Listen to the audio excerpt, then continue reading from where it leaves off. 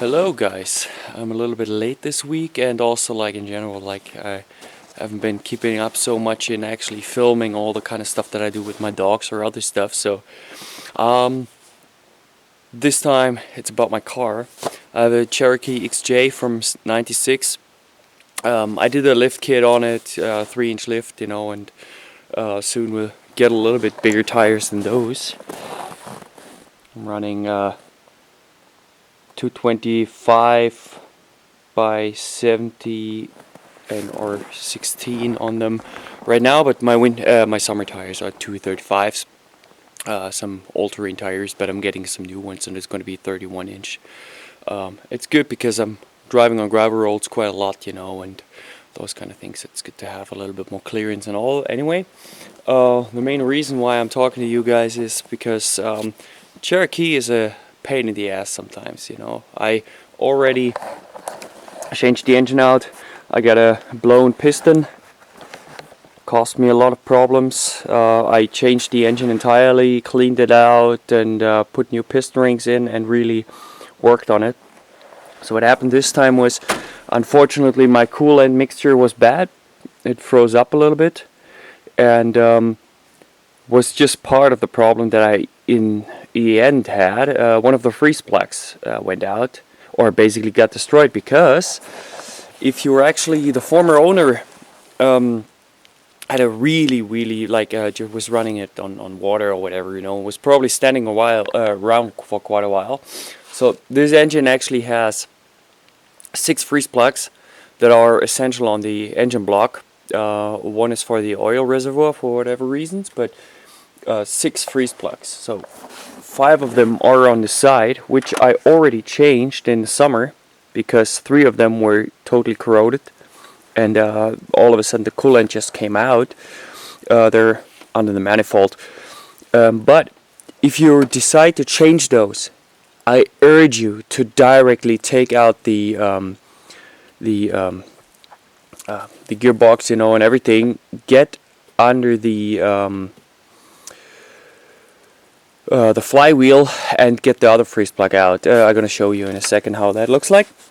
But it's very important to do that right away, because if you don't, because if those are corroded, odds are the other one is corroded as well. And this is what happened this time. I had a pain in the ass of work to get that done. Get the gearbox out again, and getting all that kind of shit fixed. So it took a while. And it's the middle of the winter. I have like -14 right now Celsius. It's a pain in the ass of work. So if you do that right away. It's very important. I will have like some intermediate fillers in, but this is the main thing for those of you guys who are actually interested in this kind of shit.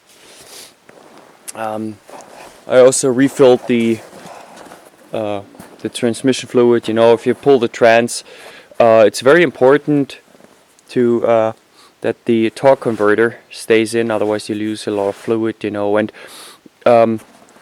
if you're ever like, there's plenty of videos out there, but I fucked it up. I wasted one day by just trying to get the transmission back in place, but the torque converter didn't want it to fit because it was not entirely in. So if you have this problem, the torque converter, the bell, the little bell that sticks out, basically, or little, it's quite heavy. If you have that problem, you need to work it clockwise and wiggle it a little bit until it's finally getting in all the gears in. Very important to do so. If not, the flywheel and the torque converter is too tight. So do that. Just wiggle it a little bit, turn it around, wiggle it a little bit until it finally gets in. You have to apply some pressure, but it's quite easy actually. But if you don't think about it and you don't know or whatever, because that's the thing, I'm not a mechanic. I'm just doing that because it's cheaper and it's kind of good for me to learn. It's always good to learn new things. So for me, this car is actually really, really awesome to have for that kind of stuff. So lots of stuff to fix. Well, that's it. I hope you liked whatever the outcome of that video. Have a good one, guys. Bye. So, back of the engine block, you can see the flywheel is off. This is the attachment point to it. That's to the oil reservoir, so you don't really have to take that one out. I did, but it's not necessary. It actually looks pretty good, but this one here is for the coolant, and that one was destroyed. It had a hole in here, so that wasn't good. So I had to replace it. Worked out fine, was a little bit of pain in the ass, but other than that it worked out. So, good to go. The top one here, there is another one, that one is not even, there is not even a plug for it in the set that I got, so I don't really need to replace that anyway. So, but this one here is a pretty important one.